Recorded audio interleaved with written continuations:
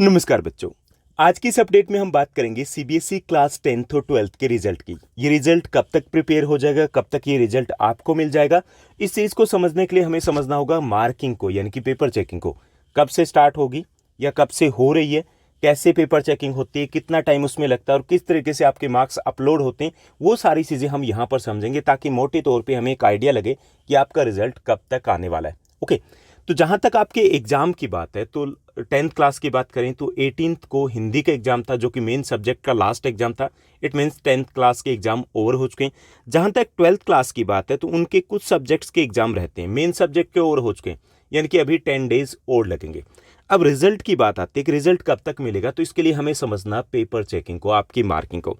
Marking कब से start होगी, तो आपकी मार्किंग जो सीबीएसई की मार्किंग होती है वो साथ ही साथ स्टार्ट हो जाती है। पेपर चेकिंग कितने डेज के बाद, जैसे मान लीजिए कि आपका 28th को एग्जाम हुआ।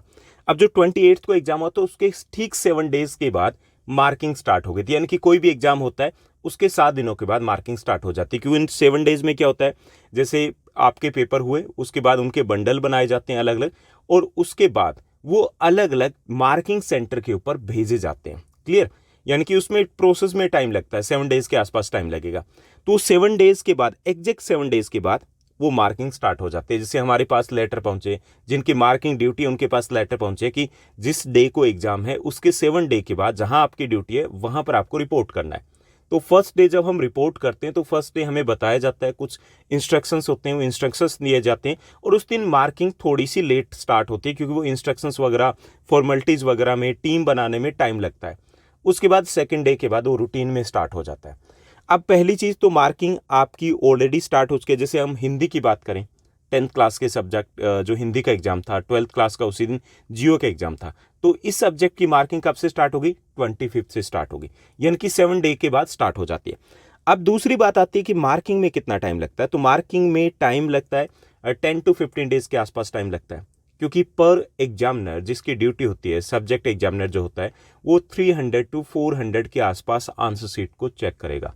ओके, क्लियर, इतने के आसपास आंसर शीट उसको मिलेगी। लेकिन उसमें संडे भी आ जाता है कई बार, उसमें फर्स्ट डे कम चेकिंग भी होती है, उसमें कोई गवर्नमेंट हॉलीडे भी आ गए, पब्लिक हॉलीडे भी बीच में आ गई, तो 10 to 15 डेज के आसपास का टाइम पीरियड वो रहता है।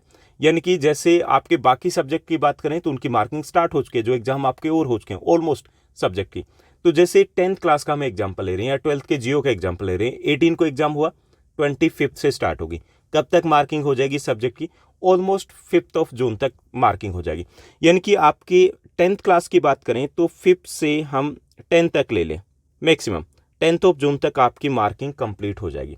उसके बाद क्या होता है कि मार्किंग सीट जब मार्किंग की जाती है तो एक तरीके से जो आपकी एक शीट तैयार की जाती है, क्लियर, उसमें स्कोर होता है, उसमें स्कोर दिया जाता है, और उसी स्कोर के अकॉर्डिंग फिर आपके मार्क्स अपलोड किए जाएंगे, जो सिस्टम है उसके साथ अपलोड किए जाएंगे। अपलोड होने के बाद 2 टाइम्स उनकी चेकिंग होगी, वेरिफिकेशन होगा कि अपलोड में कहीं कोई मिस्टेक तो नहीं हुई। उसके बाद आपके रिजल्ट को कैलकुलेट करना है, इस बार तो टर्म 1 के साथ, टर्म 2 के साथ, जिसका रेशो अभी फाइनल नहीं किया गया है, उसको लेकर के अभी कुछ भी नहीं कहा जा सकता, तो वो करना है। तो अभी मार्किंग तो आपकी हो जाएगी 5th ऑफ जून से लेकर के 10th ऑफ जून तक। जहां तक 12th क्लास की बात है, 12th क्लास की 15th ऑफ जून तक मार्किंग हो जाएगी, चेकिंग हो जाएगी। उसके बाद ये मान के चलो कि आपको 5 to 7 डेज में आपके अपलोड हो जाएंगे। नेक्स्ट 5 डेज आपके जो लगेंगे, जिसमें रीचेकिंग भी होगी, अपलोड करने के बाद भी क्रॉस चेकिंग भी होगी कि क्या वो सही से अपलोड किए गए। अब हमें उसके बेस पे देखना कि आपका रिजल्ट कब तक आ जाएगा। अगर हम रिजल्ट की बात करें, जैसे हमने देखा कि आपके 10th of June, maximum 10th of June है, तब तक आपकी मार्किंग होगी। उसके बाद नेक्स्ट 7 डेज में आपके मार्क्स अपलोड हो जाएंगे। उसके बाद रीचेकिंग में नेक्स्ट 7 डेज लग जाएंगे। ओके, यानी कि 25th से लेकर के 30th ऑफ जून के बीच में आपका रिजल्ट आने वाला है क्लास 10th का। जहां तक 12th क्लास की बात है तो 12th क्लास के भी मेन सब्जेक्ट जहां पे स्टूडेंट्स ज़्यादा है तो उनकी मार्किंग ऑलरेडी हो चुकी है। जो आपके वो सब्जेक्ट रहते हैं एग्जाम के जिनमें स्टूडेंट्स इतने ज़्यादा नहीं, तो उनमें 7 डेज 10 डेज मैक्सिमम लगेंगे मार्किंग के, तो ऑलमोस्ट 15th ऑफ जून तक उनकी भी मार्किंग हो जाएगी। तो 2 to 4 डेज के आसपास आगे पीछे हो सकता है रिजल्ट। तो जून एंड में ही एक्सपेक्ट कर सकते हैं कि 12th क्लास का रिजल्ट आ जाएगा। अब 12th क्लास में थोड़ा सा फास्ट तरीके से भी वो काम करने की कोशिश करेंगे क्योंकि आपको कॉलेज में एडमिशन भी लेना है, क्लियर।